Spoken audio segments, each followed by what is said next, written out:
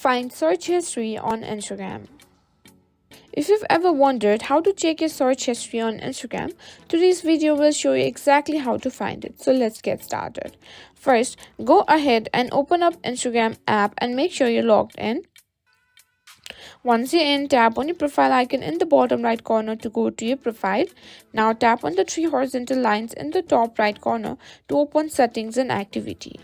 Now in the menu, scroll down and tap on your activity. This is where you can see all your activity on Instagram. Now under the your activity section, simply tap on recent searches.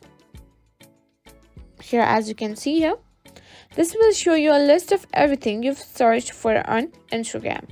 Now, if you want to simply clear your search history, simply tap on clear all at the top right corner and you'll be asked to confirm. Just tap clear all to again erase your entire search history. And that's it. Now you know how to find and manage your Instagram search history.